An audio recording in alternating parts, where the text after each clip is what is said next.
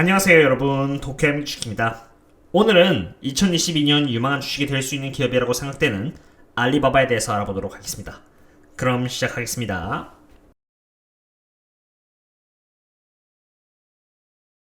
첫 번째 리스크입니다. 과연 중국 정부가 알리바바를 국유화 및 상장 철폐를 할까요? 중국의 인구는 빠르게 고령화 되어가고 있고 데스 레이트는 천천히 증가하는 한편 버스 레이트는 줄어들고 있어 이렇게 인구 성장률은 빠르게 줄어가고 있다는 것을 볼 수 있고요. 그리고 일하는 사람들의 인구인 15세에서 59세 기준으로 2011년에 9억 2,500만 명 최고치를 찍고요. 떨어지고 있는 상태입니다. 사람들이 고령화가 되어감에 따라서 저축해 나가는 돈의 양은 줄어들게 됩니다. 왜냐하면 이제 더 이상 일을 하지 않기 때문에 모아둔 돈으로 노후 생활을 해야 되기 때문이죠. 참고로 나라의 경제의 경상수지는 저축과 투자에 의해서 결정이 됩니다. 만약에 국가가 적은 돈을 저축한다면 경상수지의 밸런스가 당연히 줄어들겠고요. 지금 현재 중국이 딱 그런 상태인 것이죠. 그럼 이게 왜 중요할까요? 과거에는 중국에서 일하는 사람들의 숫자가 많았다가 고령화와 함께 줄어든다는 것은 과거에는 수출이 많았는데 이제 점차 수입이 많아지고 있다는 것을 의미하는 것이고요. 이것은 경상수지가 적자화되고 있다는 것을 의미합니다. 경상수지가 적자가 난다면 돈은 당연히 외부의 투자금을 통해서 밸런스가 맞춰져야 하는 것이죠. 모건 스탠리에 의하면 중국의 경상수지에서 부족한 부분을 보충하기 위해서는 2019년부터 2030년까지 약 210조 정도의 해외 자금이 필요하며 중국 헝다그룹과 같이 부동산 위기가 있었고요. 리세션에 가까운 경제 수준을 보여주고 있는 지금 중국 정부가 알리바바를 국유화 또는 상장 철폐를 시킨다는 것은 외부 자금을 차단시키는 것과 다름없기에 알리바바 같은 기업을 국유화시킬 가능성은 정말 적다고 볼 수 있겠습니다. 게다가 지금 미국의 ADR 형태로 상장되어 있는 중국 기업의 숫자만 해도 254개에 이르는데요. 이러한 기업들의 전체 시가총액은 약 1.1 트릴리언 달러에 이릅니다. 쉽게 말해서 1.1 트릴리언 달러의 돈이 중국에 투자되어 중국 경제를 이바지하고 있다는 것을 의미하는 것이죠. 중국 정부 입장에서는 이러한 해외 자본을 무시할 수는 없겠습니다. 그렇다면 해외 자본에 있어서 미국 대신에 홍콩이 있지 않느냐라고 반문할 수도 있겠는데요. MSCI 월드 인덱스를 보시면은 미국의 자본은 68.52%에 달할 정도로 천문학적인 돈이 유입되어 있습니다. 그에 비해서 홍콩은 14.4%의 일부입니다. 어디로부터의 자금 유입이 더 유리할지는 더 이상 말할 필요가 없다고 생각됩니다. 이를 통해서 적어도 중국에서 상장 폐지를 할 가능성은 굉장히 적을 것이라는 것을 알아보았으니 이번에는 미국에서 상장 폐지할 가능성을 짚고 넘어가 보겠습니다. 2020년 12월 18일 날 트럼프에 의해서 Holding Foreign Companies Accountable Act가 사인이 되었고요. 이것은 3년 연속으로 인스펙션을 받지 않으면 상장 폐지가 될 수 있다는 내용입니다. 그럼 첫 번째로 인스펙션을 받지 않았을 때 시기가 2021년이니 3년 연속이라고 한다면 아무리 빨라봤자 2024년이 되겠습니다. 그러므로 적어도 시기적으로 봤을 때는 여전히 여유가 있는 것이죠. 그리고 이러한 케이스는 중국 정부가 미국에 협조를 안 했을 때의 케이스인데 중국 정부는 과연 협조를 안 할까요? 물론 할지 안 할지는 그때 가봐야 알겠지만 적어도 지금까지의 정황을 봤을 때 협조를 할 것이라는 모습을 보이고 있습니다. 이 기사는 8월때 나온 기사인데요. 중국의 정부기관인 China Securities Regulatory Commission, 줄여서 CSRC는 8월 달에 미국에 협조하겠다는 의지를 보여주기도 했고요. 12월 달 블룸버그에 의하면 CSRC가 말하기를 중국의 기업이 어디에 상장을 하든 크게 관여를 하지 않을 것이며 해외에 VI 형태로 상장되어 있는 것을 막고자 하는 것 또한 사실이 아니라고 했습니다. 물론 DDA 케이스는 사이버 세큐리티의 예민한 부분인데 허락을 받지 않고 상장을 했기 때문에 예외적인 케이스였던 것이죠. 게다가 알리바바는 클라우드 그리고 페이먼트 비즈니스를 운영하고 있기 때문에 사이버 세큐리티의 전문성을 갖고 있는 회사로 알려져 있습니다.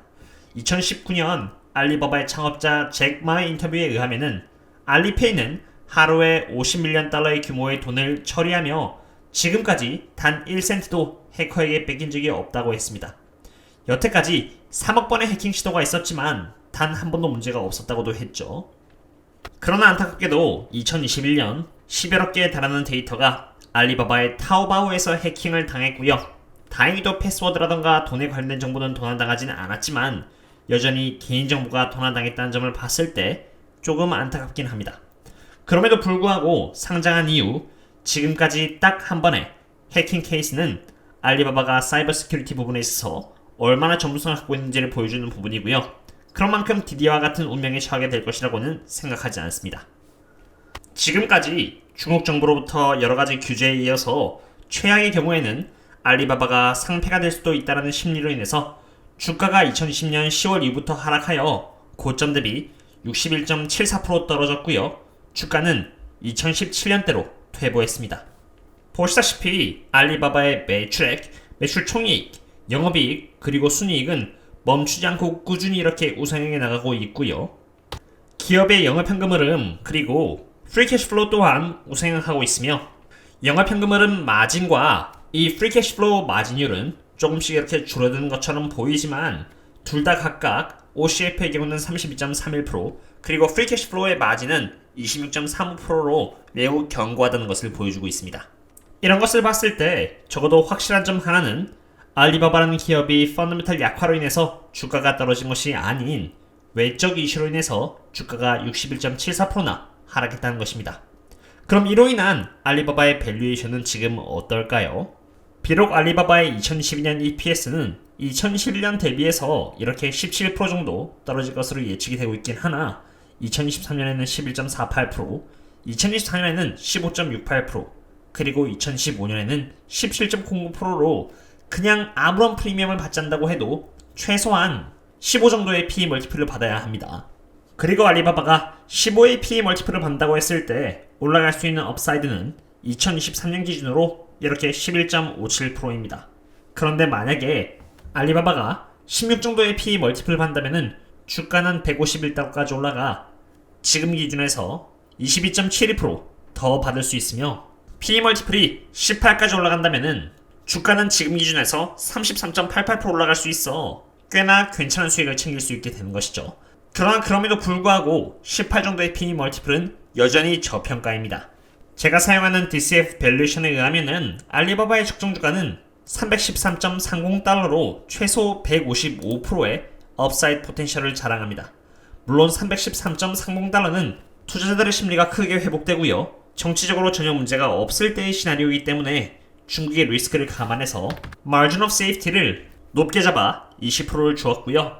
그런다고 해도 알리바바의 적정 주가는 250.63달러로 지금으로부터 약 104%의 업사이드 포텐셜이 있는 셈입니다. 몇몇 분들께서 제가 알리바바에 물렸다고 걱정 아닌 걱정을 해주셨는데 참고로 제 알리바바의 평단가는 제가 약간 물을 타서 185.14달러까지 잡아 놓았고요. 1월 22일 기준으로 전체 포트폴리오의 10%도 안 되는 6.57%밖에 되지 않기 때문에 충분히 감당 가능한 선에 있다는 것을 말씀드립니다. 테슬라나 원유주인 옥시덴탈에 비하면 전혀 큰 비중은 아니다라고 보시면 되겠습니다. 지금까지 알리바바의 주가가 정치적인 이슈로 인해서 하락했으며 그로 인해서 밸류에이션 또한 저평가라는 것을 알아보았는데요. 그럼 이번에는 반대로 정치적인 이슈가 전부 주가에 반영이 됐으니 알리바바에게 호재가 될 만한 정치적인 이슈는 이제 무엇이 남아있는지 한번 알아볼까 합니다. 가장 먼저 중국은 1년 만기 대출 우대금리인 LPR 그리고 5년 만기 LPR을 동시에 내렸습니다. 1년 만기 대출 우대금리는 0.1% 내린 3.7%이고요. 5년 이상 만기는 0.05% 내린 4.6%인 것이죠. 사실 1년 만기 대출 우대금리는 어느 정도 예상이 되었었는데 5년 만기까지 내려주는 전혀 몰라 홍콩 시장이 최근에 좋은 모습을 보여주면서 활기를 되찾고 있는 상태입니다. 뉴스 내용을 조금 더 보시면은 주택담보대출 등 가계부채의 부담이 완화돼 소비 촉진에 도움이 될 것으로 평가하며 시장 전망을 안정시키고 시장 참여자의 신뢰를 높이는 데 도움이 될 것이라고 합니다. 그리고 더해서 기업이 중장기 투자를 늘리도록 장려하고요. 현재 내수 확대와 대외 수요의 안정화, 부동산 시장의 원활한 운영에 긍정적인 영향을 미칠 것이라고 하네요. 그리고 조금 더 내려가서 보면은 이렇게 만기 5년 이상의 LPR이 처음 조정된 것에 대해서도 주목해야 한다고 하는데요. 만기 5년 이상의 LPR은 주택담보대출 금리와 관련이 있다고 합니다. 이것은 헝다 디폴트 사태 등 부동산 시장이 급격히 냉각화되자 이를 해소하기 위한 조치라고 하네요. 지금까지 봤을 때 미국은 돈을 이렇게 끌어모으고 있지만 반대로 중국 정부는 얼어붙은 경기를 살리고자 돈을 풀기 시작했다는 것을 볼 수 있는 것입니다. 일단 돈을 푼다는 것은 좋은 것이죠. 그리고 로이터에서 다음과 같은 기사가 나왔는데요. 여기 이 부분을 보시면은 중국이 알리바바와 텐센트 등 자국의 대형 인터넷 기업이 투자를 받거나 자금을 조달하기 전에 반드시 규제 당국의 승인을 받도록 하는 지침을 마련한다고 적혀 있습니다. 이것 또한 굉장히 안 좋은 뉴스였는데요. 이러한 뉴스가 나오자 중국의 규제 당국은 전면 부인하면서 나왔습니다. 여기 보시면은 The Cyberspace Administration of China has not issued this document and the information is false 라고 적혀 있습니다. 중국 규제 당국이 나와서 기사에 대한 내용을 부인할 정도라면은 규제로 인해서 자국의 기업들이 피해받는 것을 원하지 않는다는 것을 뜻하는 것이라고 생각합니다. 오늘은 이렇게 알리바바에 대한 분석을 해보았습니다. 2020년부터 2021년까지 오랜 기간 동안의 조정을 받아온 알리바바는 지금 이제 굉장히 저평가 위치에 있는 상태입니다. 그러한 상태에서 매크로적인 부분까지 참고해봤을 때 중국은 돈을 풀고 있고 규제 또한 나올 만큼 나왔기에 2022년은 중국 관련 기업들이 좋은 모습을 보여주지 않을까 생각됩니다.